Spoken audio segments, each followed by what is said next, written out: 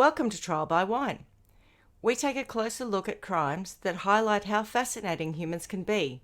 Schmitty, Swanny and Clarkey visit crimes and run them through their jury of three, debating both sides of the case to agree an appropriate, if totally fictitious, sentence.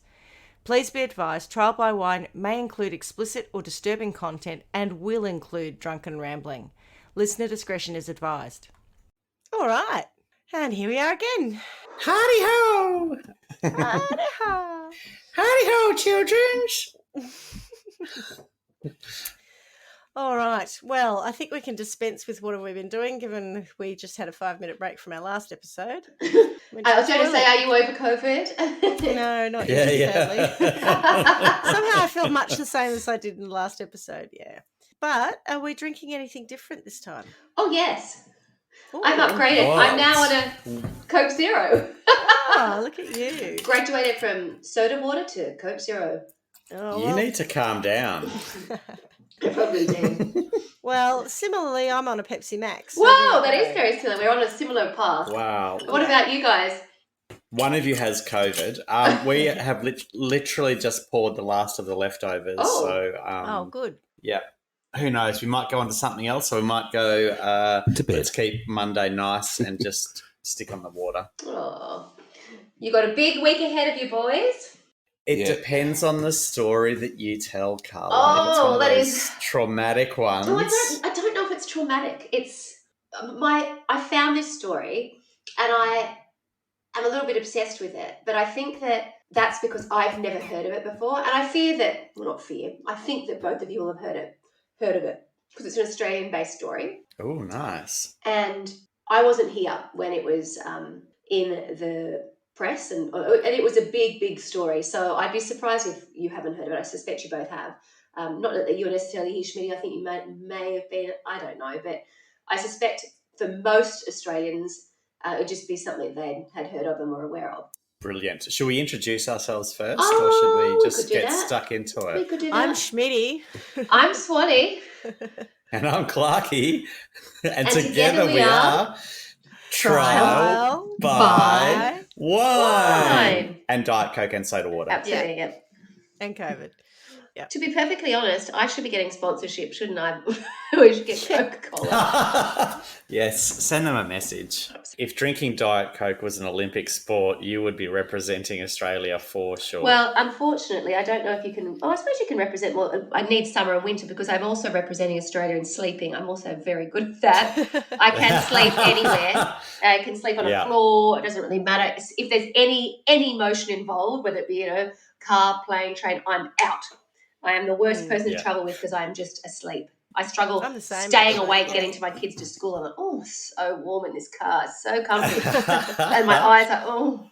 I wonder too, though, like, you know how you have in the running, you have like the 100 metres and the 200 metres and the 400. What events would I specialise in? In the Diet Coke, there'd be the little cans, the big cans, the buddies, the bottles. Oh, no, I've been And very you clear would- with you you would before. I've only been do the very little clear with you cans. before. Yeah, I know. I will only work. Nobody. She's a sprinter. I'm- She Yeah, doesn't she's do a- the marathon. Exactly, I'm not doing the- small boot, little boutique style can. I'm not in the buddy. That's like, they're your heavy lifters. Yeah, but Yeah, that's right. yeah. You're the bantamweight. Absolutely. I'm just like a little what's it called? Flyweight? I don't know. Flyweight. I was trying to As say opposed to flight risk. weight, and it was coming out as flyweight, and I was like, this wasn't coming up quite. Anyway, so as I mentioned, it's an Australian-based case, and Australian. Mm-hmm. And what I sort of want to do is I'll tell you the sources that I've used, and then I want to start off by sort of painting this sort of picture because it really speaks to me, and perhaps it felt like it could have happened around me. It felt like something that felt reminiscent of the back end of school, where I grew up, going to university, the people that I was exposed to. And when I watched, I was like, wow, that could have happened to one of my friends or been something that was happening to someone I knew. It just felt familiar, I guess, in that sense. And I found that kind of really interesting. So A bit like The Castle. a lot like The Castle, yes. Although I do think that's a bit more particular for you people in Victoria. I think that must be very close to the Yeah, heart. we do go to Bonnie Doon. Absolutely. So we will call this the curious case of Kellie Lane. Have you both heard of Kellie Lane? Oh, I know the name. Once I start talking about it, I'm No. sure you will. Yeah. Yeah. Okay. Yep. Anyway, I hadn't, and I mean, having seen what I've seen since and when I started looking at different sources, I'm kind of surprised that I haven't, but I guess it's just because I wasn't here at the time. So the sources that I've used are the Newcastle Herald, mamamia.com. Of course, I've gone to Wikipedia, but I'm a little bit incensed because the way that they've set it out is not in the chronological order. And I'm like, oh, darn you. And that's the hardest part of me, how I put this story together for you. You will like this news source, people. Woman's Day. What? Hello, I know. Is that even still If I around? can just show you, there you go. It's not that I actually have an issue with me, but they must have like an online Presence? I guess is what. Anyway, so I'm looking, and when I went back to source what the website was called, and I was like, oh, what's that called? And it's called Now to Love. N-O-W. Oh yes, I was reading something on Now to Love the other day. It's Women's Day, but yeah. Yes, and then I printed out. What do you mean? And sure, there on the top it says Women's Day. I'm like, oh my God, that's hysterical. So it was the Widow of Vulture. There was a story there you go. about the Widow of Vulture on Now to Love. Absolutely. Yeah. So Women's Day, and has rebranded to Now to Love. Well, their website is. It seems to be. I don't get that. What does even that mean? I don't know. Now to Love. I don't read the Women's Weekly, but I thought or Women's Day, but I thought maybe, Carla, did you get the sense it was maybe a subsection, like they have a serial in editorial, like sort of stuff in the magazine, and this stuff ends up on this website, something like that, on the dark web. But yes, I know what you're saying. Women's Day have a dark web presence. Oh God. Oh, anyway. So, and finally, my last source was actually a 3-part documentary series that was done by the ABC, and it's called "Exposed: The Case of Kellie Lane." And it was basically a well-known journalist that, of course, I've never heard of, but probably every other Australian has, called Caro Meldrum Hannah. That's a tricky name, isn't it? Imagine telling people that was your name when parts of your name are famous. Like we have a very famous person in Australia with the surname Meldrum. But that's only part of a hyphenated surname with another name that's actually a woman's first name. I think that would be a very difficult name. It sounds like you played her name backwards. I know. Caro is her first name. Hannah Meldrum Caro would be better. Hannah. And I thought, I've never heard of her either. But again, I'm not surprised by that. No. But she is the person behind this documentary. I'm sure she's great. Anyway, so there we go. So as I said, the curious case of Kellie Lane. So I'll start with Kellie and Kellie being born in Manly in New South Wales, which is a beautiful beachside suburb in Sydney for our international listeners. And it was always a sort of a bit of a mix, Manly, like as a lot of beachside suburbs in Australia are.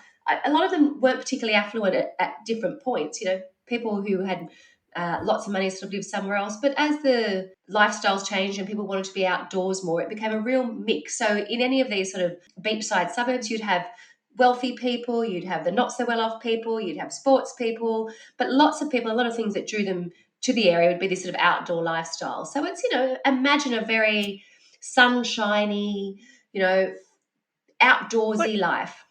What year is this? This is in 1975, and she was born on March 21, 1975. Do you want to hear my dad's Manly joke? Yeah.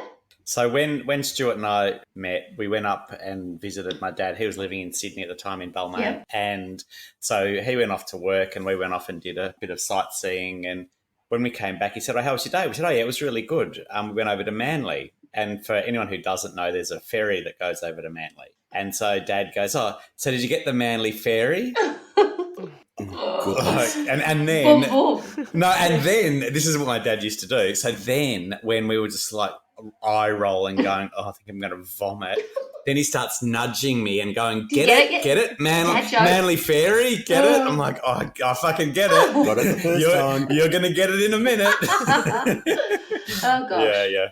Right. Anyway, every time I hear Manly, I think of that. It's terrible. So Kellie was born to Ron and Sandra Lane, and Ron was a well-known sort of man in the area. He was a local policeman. He was also a rugby player and a surfer. So if you think about, what people sort of prize for a better word, in these sort of, outdoorsy, strong, golden communities in terms of living in the sunshine, whatever else. I imagine that he would have been quite well known and well respected, because he kind of covered all those manly pursuits, surfing and rugby and a copper. Yeah. So, the family were very well known and very well liked and admired.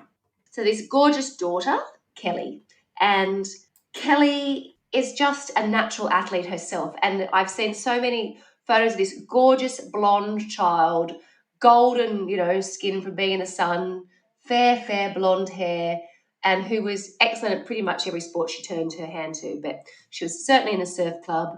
I also saw her, she was doing netball, surfing, running. It didn't really matter what she did. She was just a natural athlete and represented her school and sometimes the state in the sports that she was doing. So throughout her childhood and certainly in high school years as well, she was really known in the local area as a very good athlete. And I guess people were sort of wondering where her talents would lead her and what she would actually end up pursuing, because I think she was a bit of a jack of all trades. It's also really interesting, like when I look at a lot of the footage that they've got, it really reminds me of growing up in Wollongong.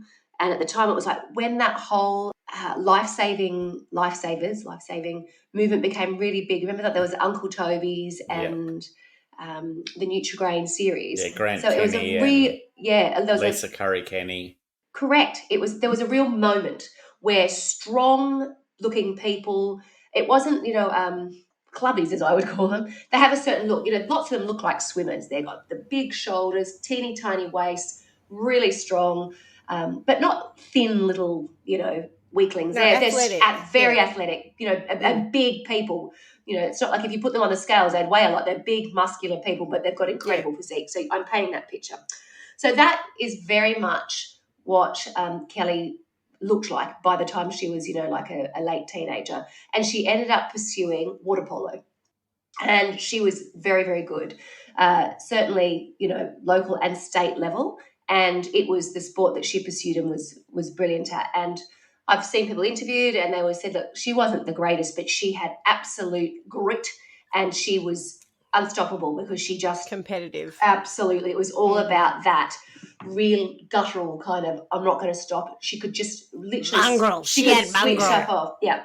Now, I don't know a lot about water polo, but it is a very big sport in Western Australia, and I think they're pretty successful at it. And we do have friends who have children who have played it or still do play it. And it is, they make no secret of it. It's a very aggressive sport, both men's and women's, and it's dirty. And a lot of the time, there's a lot of stuff. It's all what goes on under the water. Underwater, yeah. Yes. Yeah. Yeah. So, they were talking about, having bathers ripped off and, it's kicking and, really trying to hurt your opponent. Yeah. To get them to get the ball. So it's just like netball in the water. Yeah. So it's tough. It takes some real tough cookies to do it. So Kellie is a young woman, probably about 16, 17, and living a really quite amazing life. A life that really reflects that era, I think, of, by this time, we're talking about in the 90s, when you worked hard, you worked out hard and you played hard, meaning that, athletes would go and compete and then they'd go to the pub. They'd be there together and they'd drink in that whole sort of collegiate kind of, we're a team, this is how we act, we're invincible because we're, on and off the field, a real team. So she was always part of this sort of, these gangs, as you would, not really gangs, but of women who were elite athletes, but they were hungry for success. They were hungry to have a good time, and they would go out and they would have a good time. And it was sort of no secret that a lot of them were very promiscuous, and that's not a bad thing. No one's saying it is. That they were just they lived a certain lifestyle that was, the best of everything. They enjoyed what they did and they got to go out and have a good time. Did you say this was in the 90s? This was the 90s, yes. So it's just you and I at Foxtel in Sydney. Well, it was actually, but the first person I need to tell you about is, sort of in the early 90s, her career as a water polo player was really taking off. And, obviously it's amateur, but she was playing for a team that was based in Balmain, actually. It's interesting you should mention it. Oh, yeah, right. At the Dawn Fraser pool? Probably, yeah. I've seen footage of them in there because I thought, ooh, yeah, it sort of freaks me out. Do you know what I mean? I'm always like, isn't that just part of the harbour? Ooh. I was like, oh, where's the nice safe chlorine thing when nothing murky can be, or, in the murky water? But I did actually say they must have been in Dawn Fraser Pool. You're quite right. And these girls would compete. I saw stuff where they'd come to Perth, they'd been to Canberra, so they'd be at the Australian titles, and they were a really good team. And lots of people remember Kellie because she was, very vivacious, great team member, obviously very talented, and she was very memorable, I'd imagine. She's not the kind of person that you wouldn't remember. So lots of people have recollections of seeing her at these meets and watching her compete. They would be in finals, grand finals. They won grand finals. It was just what they did. So they were always in the pool and they were always competing week in, week, training all week. And then off to the pub they'd all go. And one of the things that made me laugh, I was talking about the town hall and I was like, oh my God, I remember going to that pub. It's, just one of those things where you hear something and you think, how do I know that name? And it's like, because I used to drink there. So the reason I bring this up and talk about what she was wearing, the fact that she was in the pool and the fact that she was, basically playing one of the most aggressive sports that you can in a bathing suit as well, is that in 1992, she found herself pregnant. And she was pregnant to her then boyfriend, a gentleman by the name of Aaron Thyak. They were very much in love, like a real sort of, typical first relationship, young love. They, were really dedicated to each other. Loads of photos of them that, they could have been friends of yours. It just looked like photos of that era. Gorgeous young couple. And they freaked out when they found out they were pregnant and decided it wasn't something they would in any position to do anything about. So he took her down to the ferry and she went into the city and had a termination and returned. Good for and them. They stayed together. Yeah. And she continued to play water polo. At that point, I don't know that she would have been showing, but no one was aware of that. It was just something that happened. So then we move on to mid-1994. So we're now 2 years later. After an affair with a married man, she finds herself pregnant again, a second time. I'm not sure you find yourself pregnant. Like, I just think that phrase, it's not like, whoops. like sometimes you find $20 on the ground. Or like maybe 10 in your pocket, in your jacket. Yeah, you don't find yourself pregnant. You walk around a corner and go, look in the mirror and go, oh my God. Oh, to be fair, there have been plenty of times that I have walked around a corner, looked in the mirror and gone, Jesus, Carla, you look pregnant. That's actually a very apt statement for me, I think. So, again, there's not much information that I know about this except to say that, yet again, she sought a termination and no one was aware of it. There is talk that it was as a result of an affair with a married man, but I can't find anything to that effect. It's just that that's what happened. So, again, no one's aware of any of this. Didn't you say she was having an affair with a married man and she found herself pregnant? Yeah. But it might not have been his? We don't know. Right. That's what I'm saying. It's just there's no detail on that. That's the one thing I have read. So there could be another. I think I did read somewhere that she said that, she wouldn't necessarily have known exactly whose child it was at any given time because I think she was having a fair bit of sex. Let's put it that way. Okay, good for her. And she was, good for her, I reckon. I have no problem with that. So that's 1994. In early 1995, the team competes at, I don't know, like at a grand final level. I believe they win and they go to the pub in Balmain to celebrate. And Kellie leaves and they think, oh, God, she's left. They're all quite pissed. She's gone. Where's she gone? Well, she's gone to have a baby. And this is where I just cannot get my head around this. And I have seen so many people interviewed as a result of this scenario, which were people they spoke to, coaches, managers, ex-teammates, all of these various people to say, well, she was playing in a bathing suit, an aggressive sport, in water. You must have seen that she was pregnant, of which I would say none of the coaches, the managerial staff, whatever else, they all say they had no idea at all, none at all. Whereas a couple, like very few actually, but a few colleagues, teammates have come out and said that they did see her, slide into the pool. I'm like, if you were training 3 times a week and play, it would be not just once sliding into the pool, but she was able to somehow conceal that she was that pregnant and play a grand final. If I was looking at someone in a bathing suit playing water polo, the clue as to whether or not they're pregnant wouldn't be how they get into the pool. It would be The big lump. Yeah, yeah. And like I've got a friend who was diagnosed as pregnant at 8 months. She'd had some issues for a long time and had tests done and everything. And it wasn't until she was 8 months pregnant that she found out that she was pregnant. But she didn't get around in a bathing suit, and she wasn't an athlete who was at the national level kind of thing. No. So there's photos of her at that time, right? So there's all of these girls standing together in photographs, and like she's never standing up like that. She's either bending down, crouched in, leaning in, or whatever else. And if you look at her face the entire time, and I've seen her, pregnant in a couple of these during this time, you can't see it as such because they're big girls. You know what I mean? They're not. I think they carry weight in a different way potentially. Right. And I've also read that potentially their stomachs, because they're so muscular. I was going to say there's a lot of abdominal muscle. Yes, it changes. So it's not. But I mean. And all people carry babies totally differently, and even from one pregnancy to the next. So we can all work that out. But we're not all in bathing suits at 9 months, water polo grand final. But we're also not all quite consciously trying to hide the fact that we're pregnant too. I think if I'm in Turkey having a swim in my bathing suit, I could realistically be accused of being 9 months pregnant. It's just a poo baby. But that's precisely. Yeah, that's well. It's more than a poo baby. It's like it's a wine baby. It's a COVID baby. But I mean, isn't that just? I just find that remarkable that she was at the pub with the girls, and it's incredible. Not like, there are very few things that women miss. That's where I find so much of this. I just cannot get my head around it. Women in competitive sport as well. They would have been so aware of each other's bodies and. I don't know. I just find it really difficult. And one of the interesting things was when they went to talk so this documentary series that I watched, obviously it comes after, it's only been done the last couple of years.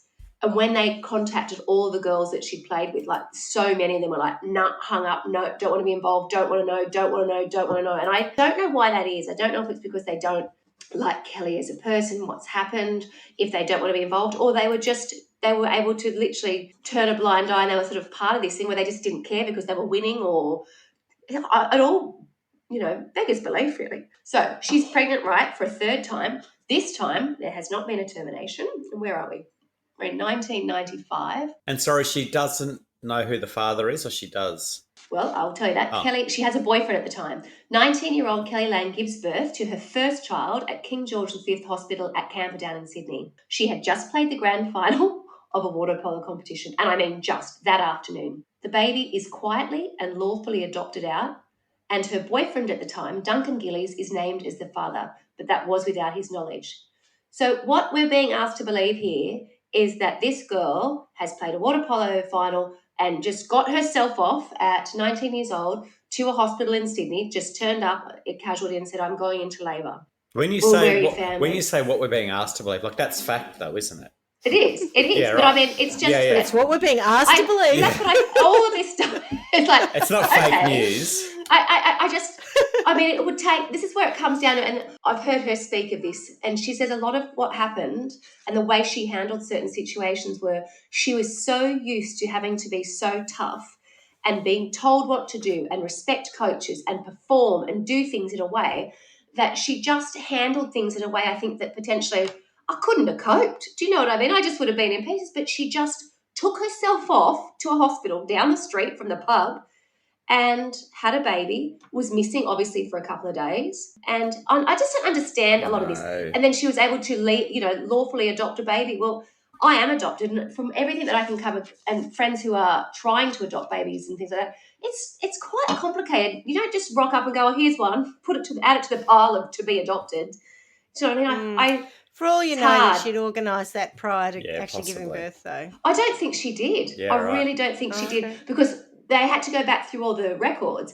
And in the records, I think it's at this point that she says that she's visiting from Perth, or she just says stuff. And I don't know if it was sort of because it preceded us all having mobile phones and whatnot. She seems to be able to sort of get away with it with a fairly loose story. If you give birth to a baby and you don't want it, is it reasonable to expect that it would get adopted pretty quickly? You wouldn't have to go home with it and look after it, would you? No, I don't think you have to do that, but I think there's a period of time. I think you get a cooling off period.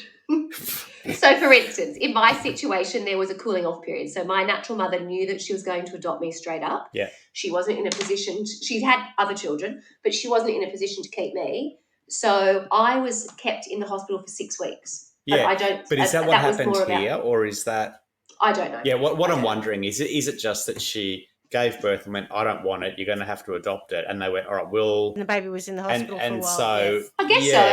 Yeah. That wasn't all done in. Because you would have to go. Right. There's that breastfeeding or the feeding process that I just don't think you would hand a baby over to someone who couldn't breastfeed and go, there you go. You'd stay in the hospital until you got through ways some of that, because wouldn't you? not everybody breastfeeds anyway. That's kind of neither here nor there. It's more a case of they would have supplies in a hospital to do certain things. They would have. Make sure they're healthy before. Do we want to talk about wet nurses? Probably not.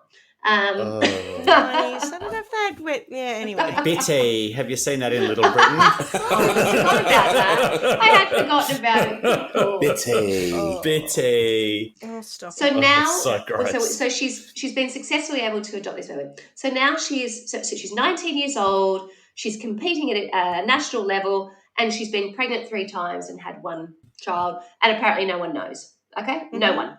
Not a boyfriend, not a parents, not her. The boyfriend doesn't even know he's the father of said baby.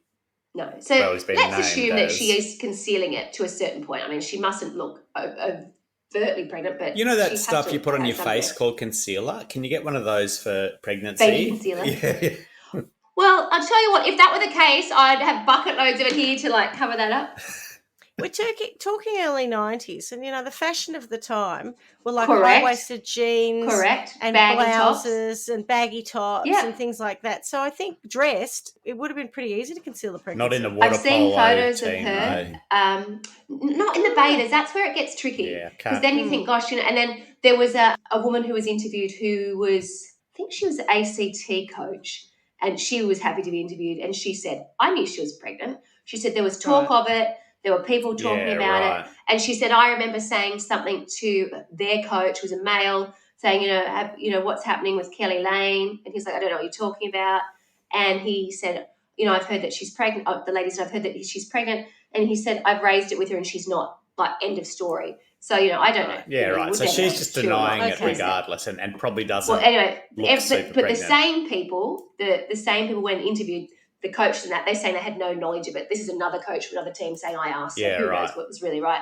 But anyway, everybody seems to be in line. All the women now, as older women, all cry when spoken to and say, I wish we had have said something, we were ignoring it or whatever else. So of the ones who thought they'd seen something.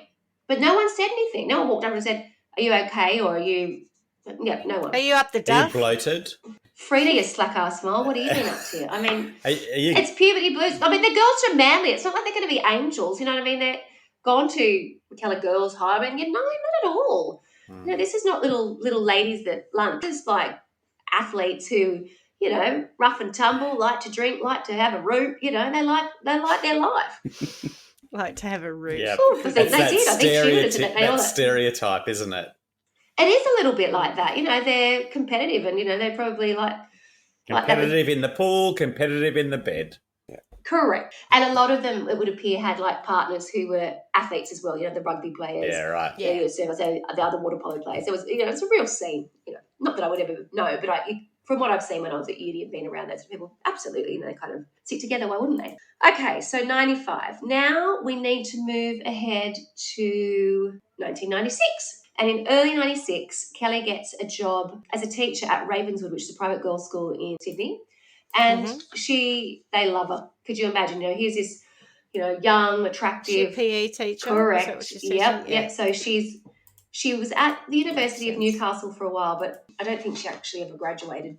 But then on the website for the school. Did she have a dip head? No, I think it was more like PE. So she only had to do an arts degree and then she could do a dip head on top. Yeah, for a days. year. Yeah, that's right. Yeah, you didn't have to have you have to have a here we full go. degree, She enrolled in an education arts degree, you're right, at the University of Newcastle. There you go. From which, but she dropped out and then went on to As study most at the people Australian do. College of Physical Education while working part-time at Ravenswood School for Girls as a water polo coach. She went on to hold a position as sports convener at Ravenswood, where her credentials are listed in the school yearbook as a degree qualified teacher with honours. I don't know that she would have had time to do that. That's not true. Yeah. Well, she What a dropped out. load of Correct. old shit. Yeah, exactly. So Don't hold back. Tell me Oh, what Yeah, you really fuck so what- me. but- Fake so resume. from the so at this time in her life, she is going out with a rugby union player who I don't know what level he played at, but I suspect he was probably quite a high level. So she's got that. She's got the job at the exclusive girls' school, who they probably just all adore her because she's playing for Australia at this point, water polo, and life's probably pretty good on the Insular Peninsula, as they call it. But as someone says, when everybody knows your business, that's when you've got to start, keeping secrets.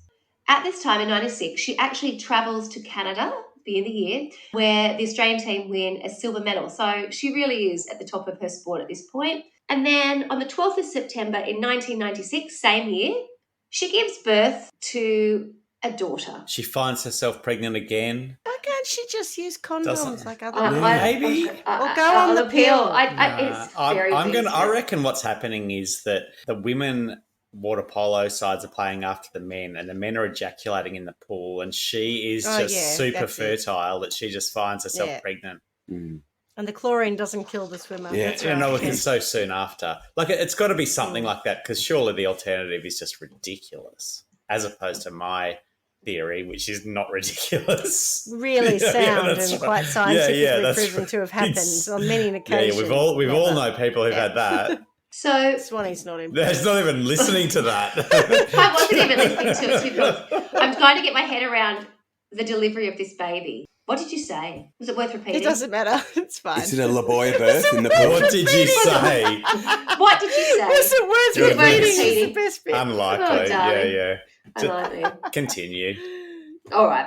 So after 4 failed attempts to be induced. Now, this is what I don't quite understand. I've read What? this, but at Ryde Hospital. Is it serious that you even have a failed attempt to be induced? That's what I don't quite understand. As I'm reading that, that's why I was a bit quiet. I was like, I don't know if I should even say that because I don't know that I can. So, I can't back it up. I don't even know what that would look like. You can. I've been induced very successfully, and it was very, hard and fast Yeah, and very nice. No, it cannot work. One of my sisters tried to be induced and couldn't. The baby wouldn't come out. She Right. wanted a natural birth, Yeah, and she yeah. ended up having to have a cesarean. Yeah. So, I believe that is possible. you're right. I'm not the Okay. expert in that, clearly.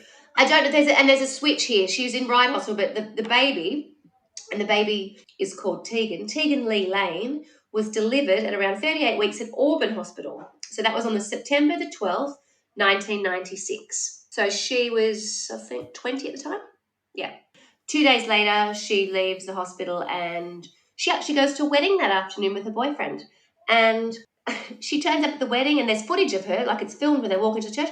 She's in an all-white country road suit. And then she goes off to the reception afterwards and has a great time. After she's just had a baby, Apparently. she's No one- remarkable. She is quite remarkable. She's got a trampoline for a cooch. Just bounces. It's like, back. could you imagine going, oh my God, what have you been doing? I've been so busy the trampoline last couple of for days. a I've been cooch. running around. Yeah, What's that even mean? just bounces right back. Bounces back. No, but like I'm not gonna cooch is explain like it. grass. It's another word for the For the girly ladies bits. downstairs Is it really? area. Mm. Yes. Yeah, wow. What did you say it was? Never knew that. So it's another name. No, for which the one? What did ladies you use? downstairs Hooch or area. cooch? What did you say? Cooch. Cooch. Cooch. And what's the name of the grass? Cooch. That's cooch as well. Oh, they're It's both, spelled- okay. Is that like I if don't you think cut it's spelled the someone's same. grass? Anyway, Oh. As you were. her hoo-ha is very bouncy. Bounce right back. Okay. So she has a baby, then off she goes to the wedding in a couple of days.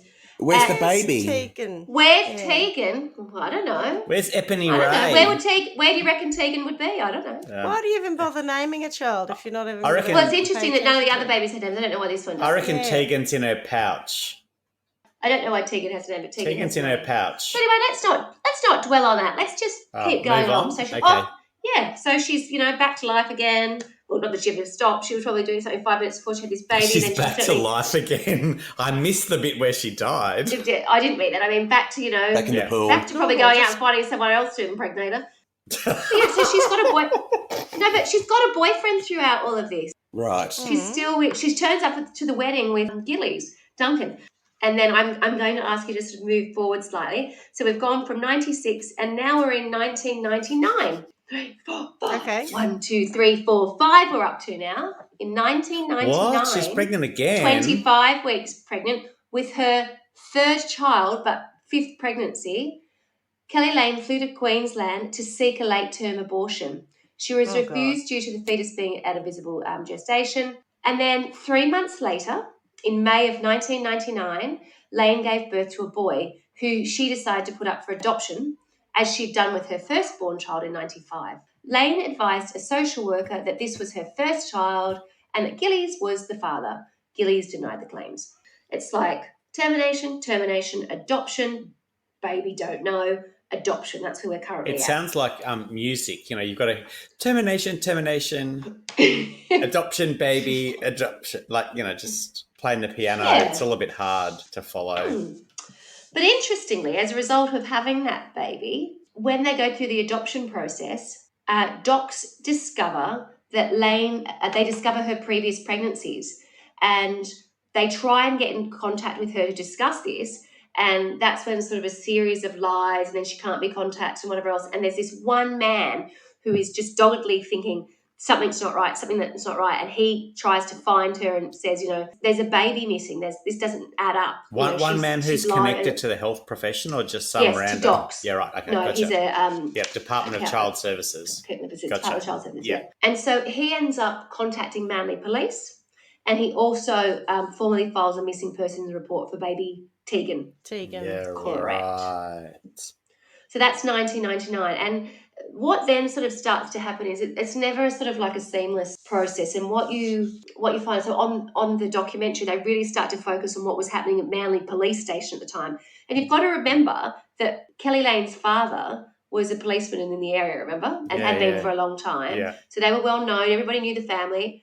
The mother had been the manager of the water polo team. So these who were heavily involved in Kellie Lane's life. She spent, she had a great relationship with her father. A lot of people said that her mum was quite scary, and having seen her interviewed, she was pretty tough. And she didn't know that her daughter was pregnant? No, apparently not. None of them did. Not at all. So that sounds suspicious. Yes, absolutely. So we're now in 2000. And guess what? What? She's pregnant. She's pregnant to her new boyfriend. She's found herself pregnant. Yeah. And you and I are also in Sydney with her at the same time. Yeah. Oh, yes. This is where it all starts to overlap. When you say she's pregnant to her new boyfriend, do you mean she's pregnant and she has a new boyfriend?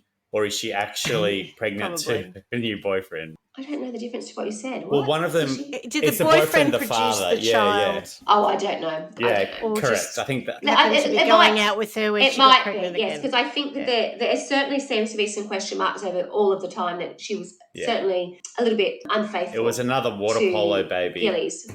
Yeah, God. She was busy. But so she's pregnant now for a sixth time. This time to her new Is she boyfriend. Catholic? I don't know. It doesn't say anywhere that she was. There's no talk of anywhere about religious or contraception or anything like that. She just kept this all to herself. She just...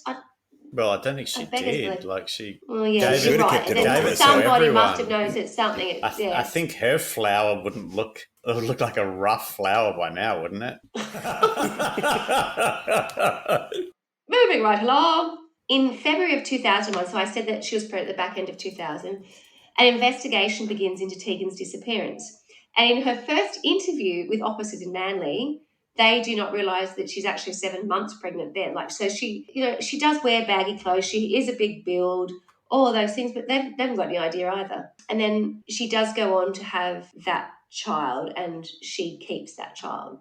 There is no information on that child, and rightly so. You do not know the name of her. Yeah, right. I think it's a girl. I'm guessing they're not together, the child and the parents. Hopefully not the child and the mother. I don't know. She may be with her father. I don't know. Right. Okay. I really don't know. But not the mother. And everywhere I look, it's all suppressed. You can't find out who they are for that child's protection, I think. Yeah. They've started the investigation, and then by June of 2005, there is an inquest into Tegan's disappearance and suspected death. And that starts, and the coroner concludes that Tegan is most likely dead, and the case is then referred to the Unsolved Homicide Squad. So that's when Kellie finally is sent to trial. And it is just one of these situations where everybody in her life, her mum, her dad, her boyfriends, no one had any idea. So when they go back and they recount all these situations, for instance, when Tegan was born, they were all like, what do you mean? She was around us. What do you mean she had a baby and then she was at a wedding, 2 days later? We just don't. How could that be? How did it happen? Yeah. So what happened to baby Tegan? So we know that she was born in Auburn Hospital on September 12th, 1996. So the story has changed apparently 8 times since Kellie Lane was originally questioned about it. 8 times? 8 times. But what the gist of her story was, on the 14th, so 2 days after the baby was born, she claims that she left the hospital and went outside the hospital and handed the baby over to the baby's, I remember that. yes, weird biological father. And he simply took Tegan with him. So when, of course, they asked who that was, that's when things got a little bit confusing, because initially... Well, she said, who can say? She initially said that his name was... Now, I might get this wrong because whatever she did, she flipped it. So when she was initially interviewed, she said his name was Andrew Morris. And then sometime later, years later, she said it was Andrew Norris. And then she's like, whatever else. So It was Morris Andrew. Exactly. Who's that? Well, exactly. That's the point. Just reversed it. Oh, okay. I did not know what I missed it. I was like, oh, God, I'm so sorry. I'm looking a real idiot. Oh, God. So she... First name, last name, last name, first name. That was all I was doing. Yeah. She simply said that she took the baby out and handed him over to Andrew Morris. Then she said that she had done that in the car park, and then later on she said that she'd done it in the foyer of the hospital. But there's no proof of any of that, and obviously they looked extensively to find this Andrew Morris, and she said that she'd had an affair with Mr. Morris whilst she was still dating Gillies. And it's interesting. So a lot of what I was watching on TV was about this affair that she had with him. So she said when she was interviewed by the police the first time, when she was pregnant with the 6th child, during the police interview, Lane claimed that she had given Tegan to the baby's father, a man called Andrew Norris, or Morris, with whom she claimed to have had a brief affair. According to Lane, the affair took place at a unit block in Balmain on Friday nights, Friday nights plural, after a drinking session at the Town Hall pub, the Townie. Lane alleges in her police interviews Norris's long-term partner, Melanie, also lived there, as she often saw female apparel strewn around the unit. According to Lane, Melanie was in retail, although she was not present at the unit on Friday nights. During the police interviews, Lane claimed that she felt forced to hide her pregnancies because of the fear of the reaction of her parents and friends, as according to investigations, she could not be sure who any of the fathers of the babies might be. She told police she handed the baby over to Morris in the Auburn Hospital car park, but later changed his story to state it was inside the foyer. It was reported that during the police interviews, Lane said several times she felt alone when she became pregnant and told her mother in an intercepted phone call, "I had no other choice," referring to why she gave the baby to Norris. Manly police referred the matter to the coroner in 2005. So what ends up happening is they have a trial, but remember they've got no body, they have no weapon, they have no... Motive? Well, maybe a motive. Their motive, they're saying, is perhaps it was because she was just trying to get rid of the baby so that she could be considered for the Olympic squad, but... that's the only thing that comes up time and time again. Even that's sketchy because That's she a gave the stretch. others up for adoption. Why would she on this occasion not do that? That's what I think. Yeah. So they go to trial. The matter was heard in the Supreme Court. The Crown alleged that Lane became pregnant 5 times over 7 years during the 90s, terminating the first 2 pregnancies, placing 2 up for adoption, and allegedly murdering her baby Tegan on the 14th of September 1996. The jury heard that Lane concealed her pregnancies from her family and friends in order to protect her personal image and reputation. According to Supreme Court Judge Peter Hamill, who acted in her defence in 2006, images would have been destroyed by revelations of the salaciousness of her sex life, centering around numerous rugby players from the Manly Marlins club over which Robert Lane presided. So her dad was the president of the rugby club. And again, it just doesn't make sense to me. I mean, if you want to go and do all that stuff, as you say, use a condom. There's contraception. It's not like it's all that hard. If you It's not the 60s. and if you make a mistake once, Take the pill even. Yes, exactly. It's not like you're worried about carrying a bit of weight. You carry a baby around, all these times. Evidence heard at the trial was similar to that presented at the inquest. The Crown produced evidence that as a motive for murder, Lane was prepared to abandon her child at birth to increase her chances of representing Australia in water polo at the Sydney 2000 Olympic Games. There was also evidence she believed children would interfere with her educational plans, her social life, and the regard in which she was held by parents and friends. It was alleged that at her friend's wedding on 14 September may have been a crucial factor, as Lane sought a permanent solution to a potential problem to hide the evidence of pregnancy. So they thought because she had to go to the wedding that afternoon, that was the reason that she had to deal with it. Yeah. Wow. On December 13, 2010, the jury found Lane guilty of lying under oath in relation to documents dealing with the adopting out of 2 babies. The jury was not able to come to a unanimous verdict on the murder charge. Under advice from Wheely, and I can't remember who Wheely is, which is going to be a problem, let's say as a judge, the jury was given the option of returning a majority of 11-1 verdict. A little later on the same day, the jury found Lane guilty of murder of Tegan and bail was refused. Sentence procedures commenced in 2001. It was reported that a psychiatrist, Michael Diamond, who appeared before the hearing on behalf of the Crown, found no evidence of a psychiatric disorder and that Lane's decisions appeared to be based on problem solving. On December 15, 2011, she was sentenced to 18 years jail with a non-parole period of 13 years and 5 months. She'll be eligible for parole on the 12th of May in 2024. Wow, she's nearly up. Yeah, so she's in Silverwater, and in the documentary that I watched, she was allowed to do these 6-minute phone calls with Caro, Meldrum, Hannah, and she's kind of speaking for the first time because I didn't realise this so much, but she never testified. She didn't speak. She didn't say Really? Well, I think she'd already proven they probably didn't put her forward because they would have said that she was an unreliable witness because she'd already been proven to be a liar. Yeah. So giving testimony herself probably wouldn't have added any value to the case. It says here that would have been the judgment of the defence. Throughout the various trials and investigations, Lane has always maintained her innocence, albeit without testifying under oath, but she remains in Silverwater Correctional Complex. Apparently now she has lost 30 kilos and become a vegetarian and is no longer blonde. Did she find God? No, she found the That's why MP, she's still in there. I think. Oh, she's a They lesbian. said she's gay for the stay. I read that. Gay for the stay, I read. A former boyfriend said, gay for the stay. Gay for the stay. Right, right. So just not gone to lesbian. Like, because she could be lesbian and not fall pregnant every time she has sex, which would she's be fine. Well, anyway, a wise decision for her. It does say, while life on the inside was initially a harsh adjustment for the former private school sports teacher. See, I find that a stretch because she didn't go to a private school. They had to say former private school sports teacher. I hate all that sort of stuff. Yeah, exactly. Just for a middle-class girl would have been fine. Who was given a cell in a block reserved for child murderers. And there were articles that I could see where it kept coming up saying that she was being beaten in jail. Lane now allegedly is thought of as one of the toughest prisoners in the complex, even gaining a reputation as the jailhouse queen bee. Ah, yes, top dog. So there you go. But she's trying to prove her innocence, and that was the whole idea that she was being interviewed for that documentary that I saw, and she was sort of publicly saying for the first time, "I am innocent. There's got to be a way to prove it." And a lot of the documentary was sort of highlighting issues with the police work. Of course, it's always pretty apparent. And when they went back and interviewed the parents, who still maintain her innocence, and they were showing, actually they didn't show, they mentioned like the first interview that she had with the Manly police, and they said, to her dad, did you watch? She said, no, and I'll never watch it. I couldn't do that. They've basically set her up. She should have had a lawyer with her. I cannot believe that. And because she'd never told her parents about anything, no one could help her. Do you know what I mean? So she was really on her own.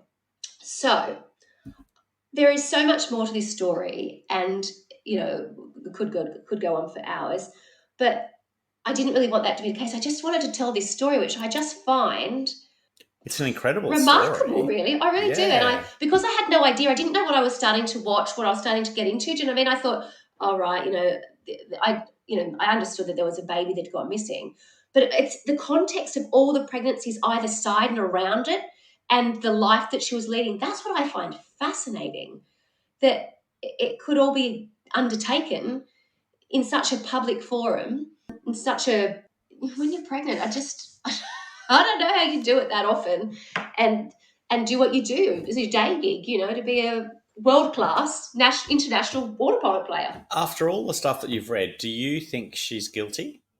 I really hope she's not. I would love this to be a story where she's not. She's definitely a pathological liar, though. She's lied so often, and that's where I think people find it really difficult. And I did read somewhere, being a serial liar, it doesn't make you a murderer. That's it. 100% You can't make doesn't. that straight. Yeah.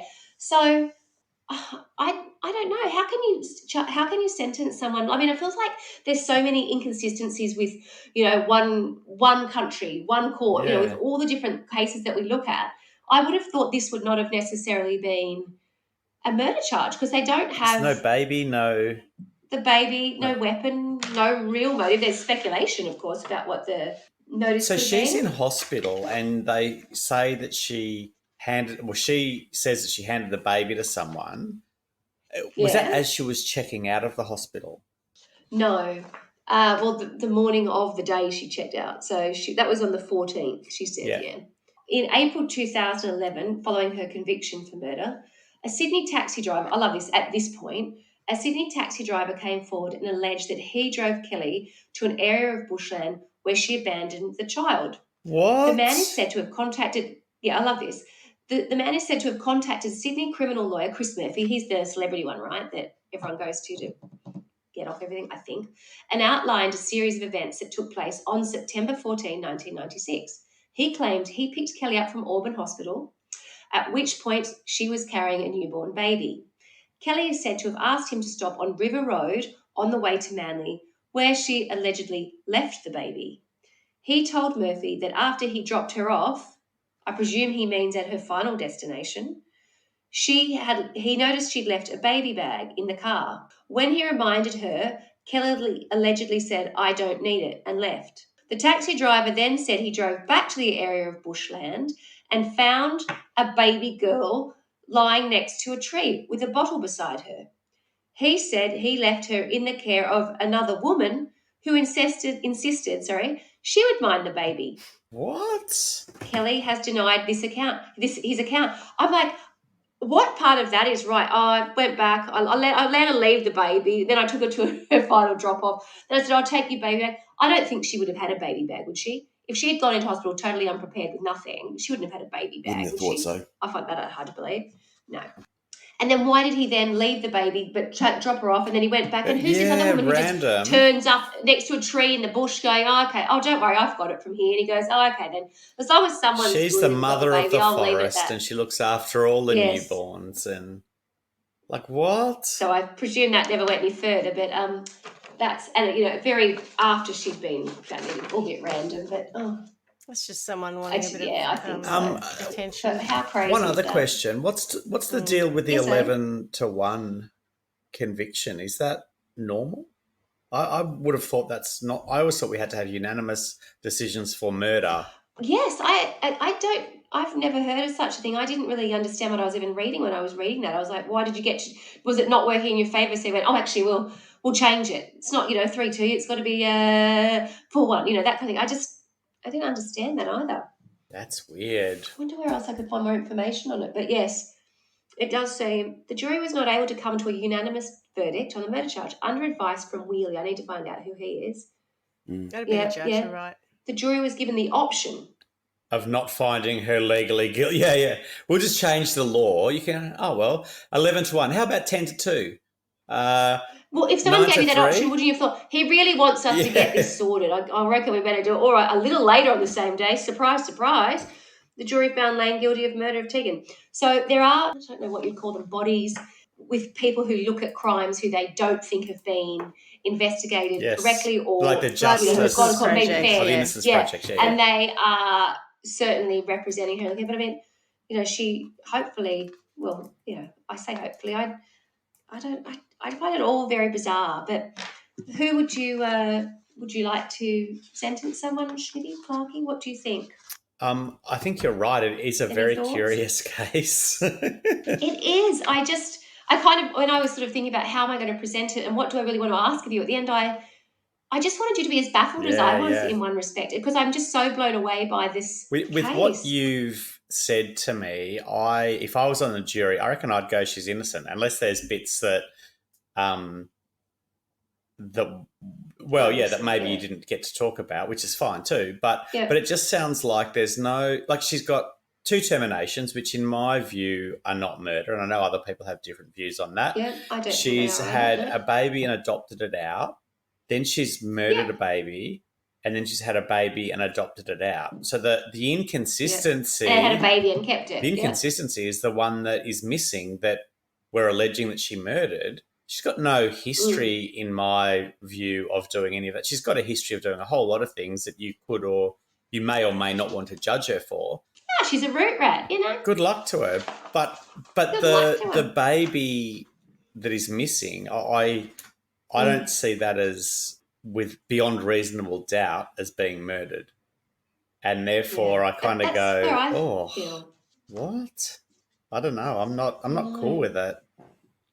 Schmitty, what do you think? No, it doesn't sit comfortably either. What do you think, You Shirley? mean you're not convinced she did it? Is that Correct. what you're Yeah, saying? 100%. I'm not convinced.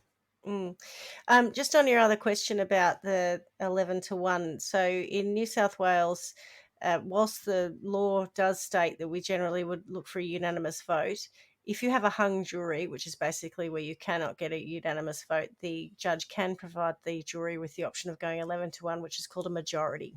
So it's actually set in New South Wales legal precedents. It So sounds. just to explain that. I know that, like Reggie said to us, that you can have. They'd have that one up their sleeve if they need No, it. for some crimes, there's you don't need a unanimous one. But I thought, certainly in Victoria, I thought murder was one of those ones where you did have to have unanimous. Maybe it's different. Also in New South Wales. interesting. So in New South Wales, it's where the crime is against the state, of which murder is a crime against the state, then you can have a majority vote.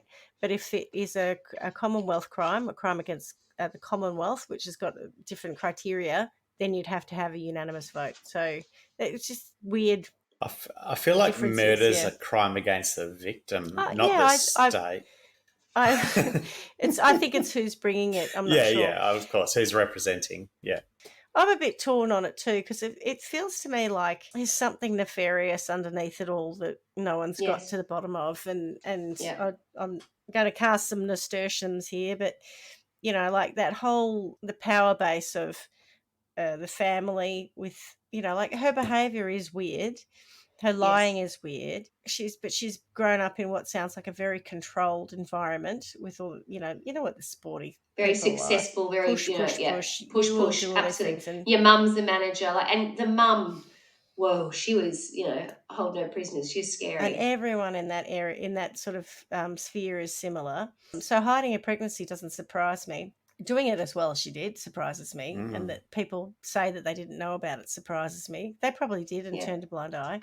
And I find it weird because, you know, yes, she terminated some of her pregnancies when she tried to with one of them, but when she couldn't, she adopted them. So I just don't understand why she would. And she adopted one before and another one after. Yeah. Why would she kill this child? If it's all about solutions driven, she has a solution. She could have just walked out of the hospital. Yeah. Correct, and gone to the wedding and then dealt with it. Yeah. She'd done that before. That's what I find odd. It doesn't make sense to me. And if I were on that jury, there'd have to be a hell of a lot more evidence that's not circumstantial or just the fact that she lied for me to go, yeah, there is beyond reasonable doubt that she's done this. So yeah, I find it really tricky. I'm not convinced. No, I'm a bit like you, Clarky. I think there's a Netflix documentary under this. Yeah. And I know you said someone's already making one, Carla, but I think this is a bit like making a murderer or something. You know, it's weird. And look, we do know that she's a prolific liar, and therefore, even if she states her innocence, we also know there are lots of serial killers who said that they never did anything, and DNA and whatever has proven they have. The fact that baby's never shown up is weird. That no one's come forward to say, yeah, look, my child is this person. Because they would be protected. They wouldn't, if you were the ones who came on, they said, oh, the baby's been found or whatever else, you wouldn't be subjected. They'd have to protect child. There's only some other scenarios which are really gross about, like if the child ended up in completely the wrong hands and ended up dead, yes, those people will not come forward and say, we took the child. You know what I mean? So there are options as to what happened to poor baby Tegan. But I mean, what did she, apart from Crazy Man saying that he drove her to the bushland off River Road, but what did she do? Throw it in the bin? Sorry, throw her in the bin? Like, I mean, how do you murder and dispose of a child in a hospital and then nip off to and a get off to a wedding? Yeah. I don't know. And this is where a lot of the stuff, or not a lot of the stuff, I wasn't able to look at a whole lot of it, but you know, there were lots of, you know, people's backyards being dug up and this, that, and the other, and them looking for, you know, a body. They went to her boyfriend at the time's place, and they never found anything. But there was, you know, other stuff that had to support going to court, you know, in terms of going and trying to find baby Tegan for the coronial inquest, and they just have not been able to. And there was no CCTV. I suppose it's all too late. By the time they started to look into this child, you wouldn't have kept records of for her years ago being there and leaving. Yeah. I could see a way where she might have done it, but I can't see a way where it definitely happened. It's definitive. And you know, I'd almost be more comfortable if she was off walking around and we all thought, I think you did it, rather than having her in jail. Yeah, I don't know. It's just a really interesting and weird one. Yeah, it is. Very, very. So I don't even know how to sentence it because I'm not even sure she's guilty, apart from maybe just... I know that's the tricky thing, isn't it? I don't even know what I'm asking. I think what I see I think maybe we just need to put her on the pill for a start. Yeah, if you've got the baby maker, treat it with a bit of respect. Like, you know, just because you can have children doesn't mean you should. And she could have made some decisions that would have not got to this. And I am not 100%. I'm not anti-abortion. In fact, I'm very pro-abortion. I completely understand that people fall pregnant, they might find themselves pregnant. But I just think that, you know, by baby number 3, you'd like to think that she's got a strategy in place to go, I probably will take the pill. I've worked out how that works. I know what happens. I'm not going to find myself pregnant anymore because I know how it works now. I think that she was definitely guilty of making bad decisions. Yeah, exactly. There's no doubt about that. Yeah. And also acting... Not taking good action. But I'm also not comfortable with the fact that a woman can go and have a baby and say that someone's the father without the father having any input in that. I think that's awful. I agree with that. I didn't really know that was a thing. I thought that there would have to be some level of proof if the father isn't there to say, yes, that's mine. I agree with you obviously with the point you're making, but it also made me think when I was looking at it, I mean, to get anything done, how many sources and items of proof of ID and this, that, and the other, a bill for that and a bill for that and your name on this and your name with that address. 100 points. Imagine just rocking up and going, I can't give you 100 points, but here's a baby. Okay. What's your name? My name's... Desiree. Yeah. Where are you from? From the other side of the country. Where are you from? And who's their dad? John Smith. I mean, that's what it sounds like happened in the hospital. And imagine being poor Duncan, like 5 years later going, what? I'm the father? What do you even mean? Yeah. Like, I just, that is just a blight on society where we think it's okay to be that frivolous about fatherhood. Yes. Sorry, the counter argument for that is, okay, so I've named Paul Clark as the father of my child. And unfucking likely, hey? And he says, I've got no interest in this child, so no, Correct. I'm not. And that would be more often the case. That's the problem, is the counter argument that the father won't take responsibility and therefore says, no, nothing to do with me. And then what do you do? So the child just has no father. Well, no. But so in a like, if then there's a legal case or a legal requirement, then maybe you do have to do paternity testing. But what I'm saying is that it shouldn't be just that frivolous that no one's even being asked to confirm it. It's just one person saying, "Here's the child's family line," and sure, let's go with that. I find that incredible. All right. Well, I don't know what to do or sentence about it. I'm just going to leave with a public service announcement that says like you, Clarky, I don't actually have a problem with people who need to avail themselves of terminations for various reasons, but using it as a form of contraception isn't cool. Yeah. No. And I think that is probably more what we had with this lady. And Yeah, so my yeah. public service announcement is to say there are plenty of options for Yes. women to not fall pregnant in this day and age. Please Yeah. avail yourself of them. I think we could sentence her to sterilisation. I'd I thought probably. about it earlier, but then I thought, what if she's not actually guilty, and that's pretty harsh. Well, but I suppose think she the is two guilty of the two frivolous abortions, fucking. the two adoptions, just stop getting pregnant. Have all the fucking you want, just don't make babies out of it.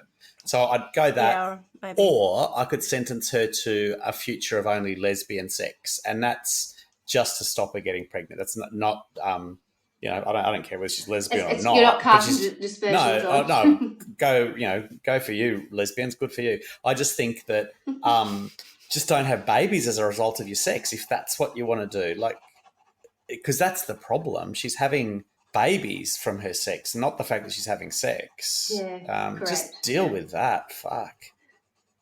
Well, I might go a step further then and send her off to trial by Wine World, and let's assume she's not a nutcase. Yeah. And we'll give her all of her children, and she has to raise them. Yes. Oh, there you go. That'll keep her busy. Yeah. She could almost make a water polo team out of her children. She could. They're probably gutsy little buggers too. Yeah, I bet they are tough. Yeah. Tough. All right, well, Swanny, that was quite the story. And yes, I did remember it. And I knew it I had thought you something to would. do with children, but I couldn't remember. I knew that when you said about her physique, I thought, yeah, I remember looking at this woman. But yeah, no, it was really good. There's It some was pictures of her intriguing. gorgeous when she was but like that Aussie athlete, As you you said, could the expect her on the, what do you call Kennys, it, pool deck. Yeah, Lisa Curry Was it Kenny. Lisa Curry Kenny. That kind totally of, that look, yeah. Yeah. She did, what's they call it, poolside. She looked like she should be poolside. Yeah. Yeah, good one. So, thank you very much, and miss you already. See you next time. Ciao. All right. Bye. Ciao. Arrivederci. Ciao. Ciao. Thanks for listening to Trial by Wine. You can contact us at trialbywine@gmail.com. Please rate, review, and subscribe to Trial by Wine on Apple Podcasts or wherever you get your podcasts. If you'd like to support us, you can become a patron at www.patreon.com, Trial by Wine, or visit our website www.trialbywine.com to donate to us. Your support will help us cover many more cases and apply wacky sentences. We really appreciate you listening and hope you tell everyone about us. Our cover art is by John Christo and music is by Beauchamp from pixabay.com.